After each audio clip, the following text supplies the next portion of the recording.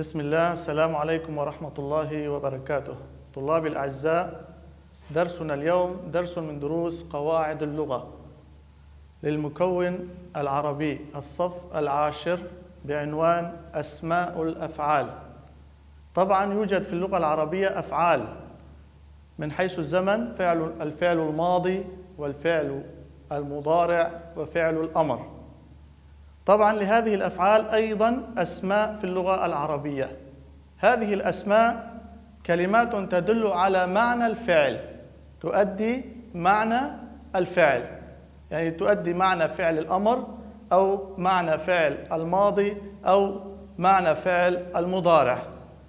هذه الكلمات طبعا تشبه الأفعال لأنها تؤدي معنى الفعل، وهي أسماء لا تقبل علامات الفعل، لا تقبل علامات الفعل. نأتي إلى الأمثلة. البيت، اقرأ البيت الآتي قراءة تأملية طلابي، ثم نفذ الأنشطة الآتية. فقالت عد، فقلت لها رويدا مكانك إنني ثبت الجنان. هنا أمر الشاعر الغولة بالتمهل ولزوم المكان. حدد الكلمة المستخدمة لكل منهما ما الدلالة الزمنية لهما. طلابي استخرجوا معي أو حددوا معي الكلمة التي تدل على هذا المعنى لزوم المكان. هي طبعا كلمة مكانك. مكانك، هل هذه الكلمة اسم أم فعل؟ طبعا هي اسم. كلمة مكانك اسم. إذا استبدلنا مكانها معنى الفعل قفي أو اثبتي، فإذا كلمة مكانك اسم فعل أمر، اسم فعل أمر فيه معنى قفي، قفي فعل أمر، ومكانك اسم فعل أمر. السؤال الثالث: اذكر الفرق بين رويدك وتمهل وفق النموذج الآتي. طبعا طلابي هنا نموذج للتوضيح. مكانك قلنا اسم فعل أمر، اسم فعل أمر معناه قفي أو إلزمي. هنا قفي وإلزمي طبعا فعل أمر. هنا ومكانك يلتزم حالة واحدة وهي اتصال ضمير الخطاب به، مكانك أو مكانك. طبعا الفعل الأمر يتصل به الضمير أيضا، واسم الفعل يبنى بحسب حركة كاف الخطاب هنا، أما فعل الأمر يبنى حسب الحالة التي هو عليه. نستنتج من المثال: أسماء الأفعال هي كما قلنا أسماء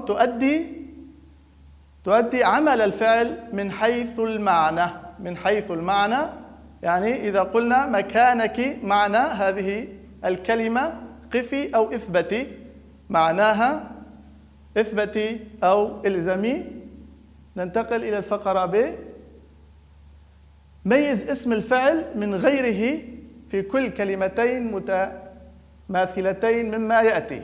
هنا الجملة الأولى: دونك أرض غضارية فاحذر عبورها. هنا دونك ظرف، يعني أمامك أرض غضارية فاحذر عبورها. مقابلة أو دونك الكتابة. هنا دونك اسم فعل أمر، اسم فعل أمر بمعنى خذ. وما الدلالة؟ الدلالة هنا الكتاب، جاء بعدها مفعول به، خذ الكتابة. عليك، ننتقل إلى المثال أو الجملة التالية: عليك مسؤولية تجاه نفسك وأسرتك ووطنك. عليك هنا على حرف جر، الكاف ضمير متصل مبني في محل جر بحرف الجر، في هذه الجملة جار ومجرور. أما الجملة الثانية عليك نفسك، هنا عليك جاء اسم فعل أمر مأخوذ من الجار والمجرور، والدليل نفسك مفعول به لاسم الفعل عليك. عليك بمعنى إلزم نفسك. سماع القرآن يطمئن القلوب. سماع هنا اسم، سماع القرآن اسم مرفوع وهو مبتدأ. أما هنا جملة ثانية سماع النصح يا فتى، هنا سماع جاء اسم فعل أمر بمعنى اسمع النصح يا فتى. حيا الرجل جاره، تحية يعني حيا الرجل فعل ماض والرجل فاعل. أما هنا الجملة حيا على الصلاة، حيا هنا اسم فعل أمر بمعنى أقبل إلى الصلاة. تعلم نستنتج من هذه الأمثلة من أسماء أفعال الأمر.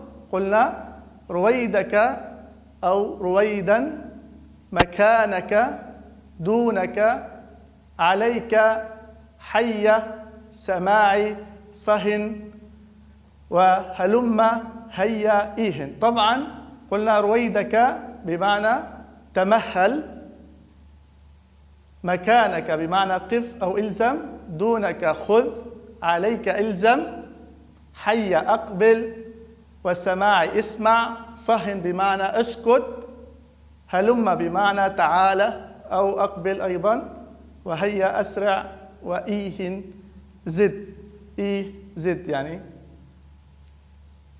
فقرة جيم.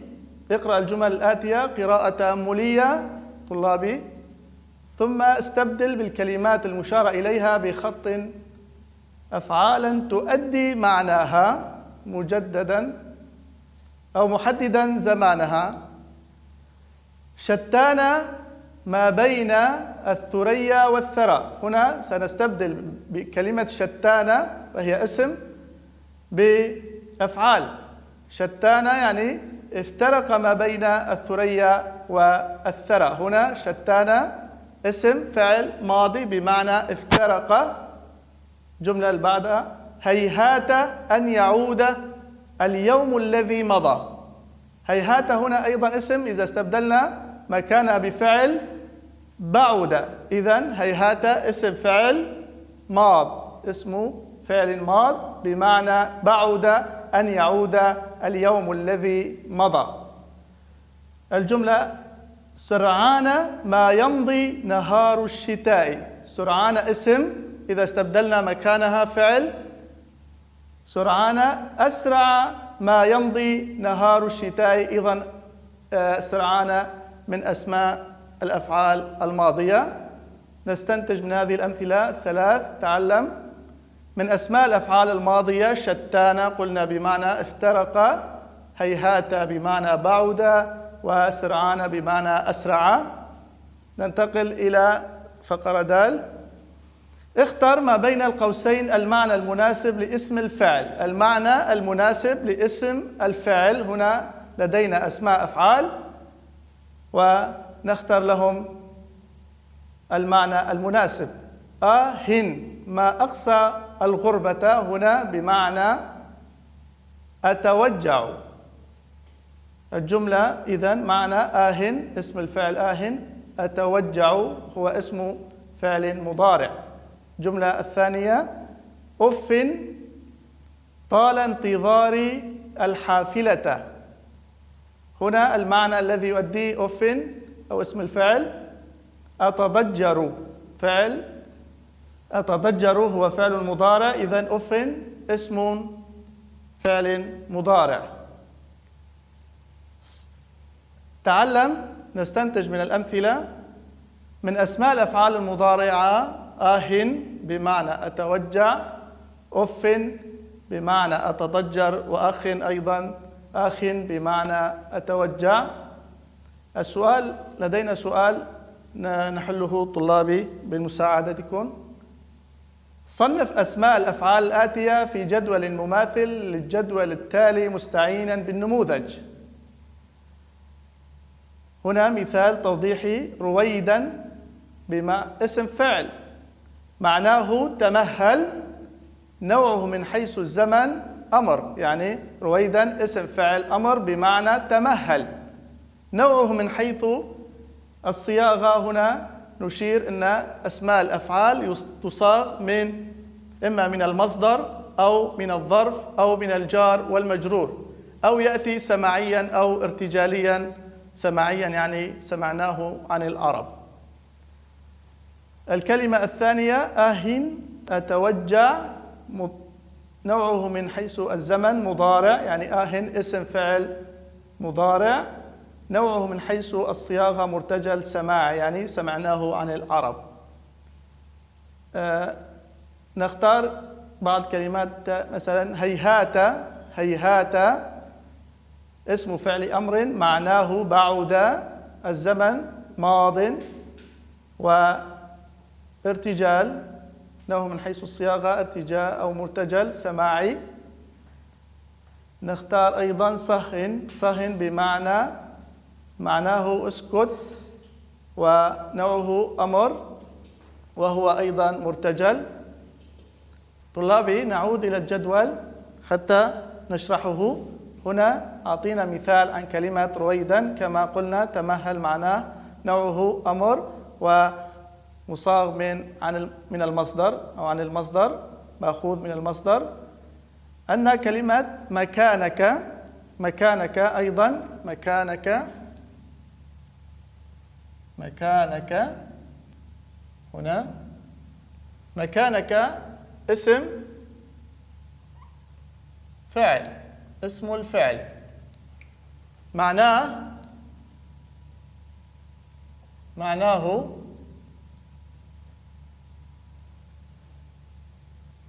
قف. نوعه من حيث الزمن أمر، نوعه من حيث الزمن أمر. نوعه من حيث الصياغة، نوعه من حيث الصياغة طبعا هنا مأخوذ أو منقول من الظرف. أيضا كلمات مثلا سرعانة، نختار بعض الكلمات. سرعانة اسم فعل سرعانة بمعنى أسرع ماض. هنا مرتجل. أيضا نأخذ كلمة حية، أو نأخذ كلمات تدل على المضارع حتى نستوفي الأزمنة الثلاث. هنا أف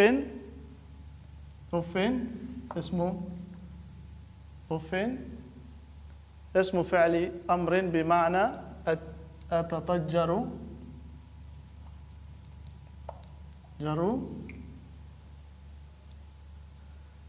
مضارع. طلابي، بالعودة إلى اسم اسم فعل مضارع معناه أتضجر مضارع وهو مرتجل. استوفينا الأزمنة الثلاث. ننتقل إلى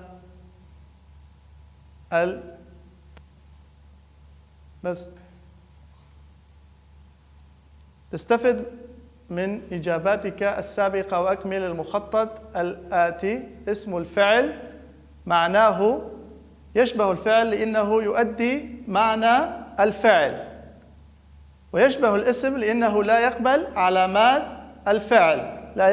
علامات الفعل. هنا في المثال أو في الفراغ الأول يشبه الفعل لأنه يؤدي معنى الفعل. هذا الفراغ الأول. الفراغ الثاني يشبه الاسم لأنه لا يقبل علامات الفعل. نوعه من حيث الزمن قلنا ماض مثل شتان، مضارع فراغ مضارع مثل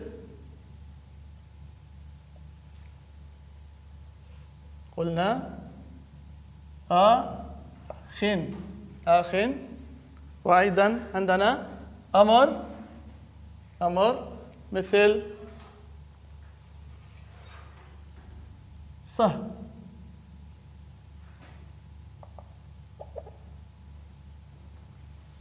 هنا نوعه من حيث الصياغة قلنا أول شيء مرتجل أو منقول عن المصدر أو منقول عن الظرف، وعندنا أيضا منقول عن الجار والمجرور مثل عليك. ننتقل إلى السؤال الأخير. عبر عن المعاني الآتية بجمل مستخدما فيها أسماء الأفعال. طلب الرجل إلى الثرثار الصمت. هنا إذا استخدمنا اسم مكان لنعبر به عن هذه الجملة نستطيع أن نقول صح أيها الثرثار.